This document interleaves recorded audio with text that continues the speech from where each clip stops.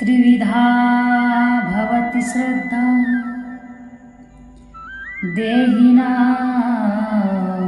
सा स्वभावजा सात्विकी राजसी चैव तामसी चेति तामसी। श्री भगवान बोले, मनुष्यों की वह शास्त्रीय संस्कारों से रहित केवल स्वभाव से उत्पन्न श्रद्धा सात्विकी और राजसी तथा तामसी, ऐसे तीनों प्रकार की ही होती है। उसको तो मुझसे सुन। बड़े ही विचित्र प्रश्न अर्जुन भगवान से पूछते हैं और अर्जुन के हर प्रश्न का उत्तर भगवान संतोषजनक देते हैं। देहि नाम पद किन मनुष्यों के लिए प्रयुक्त हुआ है? जिनका देह में स्वाभाविक अभिमान है, ऐसे साधारण मनुष्यों के लिए प्रयुक्त हुआ है। सा और स्वभावजा ये पद कैसी श्रद्धा के वाचक है? सा एवं स्वभावजा पद शास्त्र विधि का त्याग करके श्रद्धा पूर्वक यज्ञादि कर्म करने वाले मनुष्यों में रहने वाली श्रद्धा के वाचक हैं। इसीलिए उसे स्वभावजा कहते हैं। जो श्रद्धा शास्त्र के श्रवण पठन आदि से होती है, उसे शास्त्रजा कहते हैं। और जो पूर्व जन्मों के तथा इस जन्म के कर्मों के संस्कार अनुसार स्वाभाविक होती है, वह स्वभावजा कहलाती है। सात्विकी, राजसी, तामसी और त्रिविधा के साथ इति के प्रयोग का क्या भाव है? इनके साथ इति पद का प्रयोग करके भगवान ये दिखलाते हैं कि यह श्रद्धा सात्विकी, राजसी और तामसी इस प्रकार की तीन ही तरह की होती है। हे भारत, सभी मनुष्यों की श्रद्धा उनके अंतःकरण के अनुरूप होती है। यह पुरुष श्रद्धा में है, इसलिए जो पुरुष जैसी श्रद्धा वाला है, वह स्वयं भी वही है। सभी मनुष्यों से यहाँ क्या तात्पर्य है? पिछले श्लोक में जिन दयाभिमानी मनुष्यों के लिए देहि नाम पद आया है, उन्हीं के लिए सर्वस्व पद आया है। अर्थात यहाँ दयाभिमानी साधारण मनुष्यों के संबंध में कहा जा रहा है, क्योंकि इसी श्लोक में आगे यह कहा गया है कि जिसकी जैसी श्रद्धा है वह वैसा ही है। यह कथन देह अभिमानी जीव के लिए ही लागू हो सकता है, गुणातीत ज्ञानी के लिए नहीं। स्वभावजा स्वभाव से उत्पन्न बतलाया गया है और यहाँ सप्त अनुरूपा अंतःकरण के अनुरूप कहा गया है। इसका क्या अभिप्राय है? भगवान कहते हैं, मनुष्य सात्विक, राजस, तामस जैसे कर्म करता है, वैसा ही उसका स्वभाव बनता है और स्वभाव अंतःकरण में रहता है। अतः वह जैसे स्वभाव वाला है, वैसे ही अंतःकरण वाला माना जाता है। इसलिए उसे चाहे स्वभाव से उत्पन्न कहा जाए, चाहे अंतःकरण के अनुरूप, बात एक ही है। पुरुषों को तो फिर यानी गुणों से सर्वथा अतीत बतलाया गया है, फिर यहाँ उसे श्रद्धा में कहने का क्या अभिप्राय है? पुरुष का सात्विक स्वरूप तो गुणातीत ही है, परंतु यहाँ उस पुरुष की बात है जो प्रकृति में स्थित है और प्रकृति से उत्पन्न तीनों गुणों से संबद्ध है, क्योंकि गुणजन्य भेद प्रकृति स्थित पुरुष में ही संभव है। जो गुणों से परे है, उसमें तो गुणों के भेद की कल्पना ही नहीं की जा सकती। यहाँ भगवान ये बतलाते हैं कि जिसकी अंतःकरण के अनुरूप जैसी सात्विकी, राजसी या तामसी श्रद्धा होती है, वैसे ही उस पुरुष की निष्ठा या स्थिति होती है। अर्थात जिसकी जैसी श्रद्धा वही उसका स्वरूप है।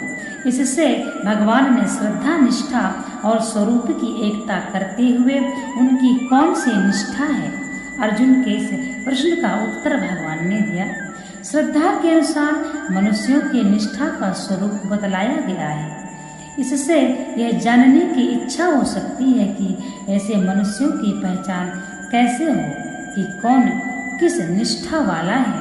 इस पर भगवान कहते हैं, सात्विक पुरुष देवों को पूजते हैं, राजस पुरुष यक्ष और राक्षसों तथा अन्य जो तामस मनुष्य हैं वे प्रेत और भूत गणों को पूजते हैं। सात्विक पुरुष देवों को पूजते हैं, इसका क्या अभिप्राय है? कार्य देखकर कारण की पहचान होती है। इस न्याय के अनुसार जब देवता सात्विक हैं तो उनकी पूजा करने वाले भी सात्विक ही होंगे। जैसे देव वैसे ही उनके पुजारी। इस लोकोक्त के अनुसार यह बतलाते हैं कि देवताओं को पूजने वाले मनुष्य सात्विक हैं, सत्य की निष्ठा वाले हैं। देवताओं से यहाँ सूर्य, चंद्र, अग्नि, वायु, इंद्र, वरुण, यम, अश्विनी कुमार और विश्व देवा आदि शास्त्रोक्त देव समझने चाहिए। यहाँ देव पूजन रूप क्रिया सात्विक होने के कारण उसे करने वालों को सात्विक बतलाया गया है, परंतु पूर्ण सात्विक तो वही है जो सात्विक क्रिया को निष्काम भाव से करता है। राजस, तामस, यक्ष राक्षसों को पूजते हैं। इससे क्या तात्पर्य है? जैसे देवताओं को पूजने वाले सात्विक पुरुष हैं, उसी न्याय से यक्ष राक्षसों को जो पूजने वाले हैं वह राजस हैं, राजसी निष्ठा वाले हैं। यह पहचान करने के लिए ऐसा कहा है। यक्ष से कुबेर आदि और राक्षसों से राहु, केतु आदि समझना चाहिए। तामस मनुष्य प्रेत और भूत गणों को पूजते हैं, इसका क्या तात्पर्य है? इससे भी यही बात कही गई है कि भूत प्रेत पिशाचों को पूजने वाले, तामसी निष्ठा वाले, मरने के बाद जो पाप कर्मवश भूत प्रेत आदि के वायु प्रदान देह को प्राप्त होते हैं वे भूत प्रेत कहलाते हैं। इन लोगों की गति कैसी होती है? जैसा इष्ट वैसी गति प्रसिद्ध ही है। देवताओं को पूजने वाले देव गति को प्राप्त होते हैं। यक्ष राक्षसों को पूजने वाले राक्षसों की गति को और भूत प्रेतों को पूजने वाले उन्हीं की जैसे रूप, गुण और स्थिति आदि को पाते हैं। न जानने के कारण शास्त्र विधि का त्याग करके त्रिविध स्वभाव के श्रद्धा के साथ यजन करने वालों का वर्णन किया गया है, परंतु शास्त्र विधि का त्याग करने वाले अश्रद्धालु मनुष्यों के विषय में कुछ नहीं कहा गया। अतः यह जिज्ञासा उत्पन्न हुई है, जिनमें श्रद्धा भी नहीं है और जो शास्त्र विधि को भी नहीं मानते और घोर तप आदि कर्म करते हैं, वे किस श्रेणी में हैं? इस पर अगले 2 श्लोकों में भगवान कहते हैं, जो मनुष्य शास्त्र विधि से रहित केवल मन कल्पित घोर तप को तपते हैं तथा दंभ और अहंकार से युक्त एवं कामना, आसक्ति और बल के अभिमान से भी युक्त हैं।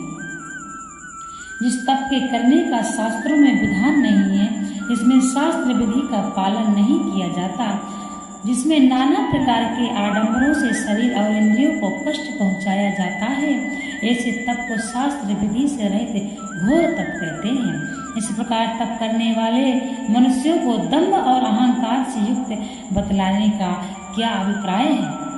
इस प्रकार के शास्त्र विरुद्ध भयानक तप करने वाले मनुष्यों में श्रद्धा नहीं होती। वे अपने लोगों को ठगने के लिए और उन पर रोब जमाने के लिए पाखंड रचते हैं तथा अहंकार से फूले रहते हैं। इसी से उन्हें दंभ और अहंकार से युक्त कहा गया है।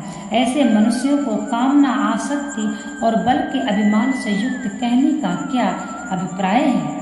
उनकी भोगों में अत्यंत आसक्ति होती है, इससे उनके चित्त में निरंतर उन्हीं भोगों की कामना बढ़ती रहती है।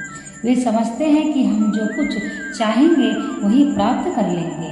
हमारे अंदर अपार बल है, हमारे बल के सामने किसकी शक्ति है जो हमारे कार्य में बाधा दे सके। इसी अभिप्राय से उन्हें कामना, आसक्ति और बल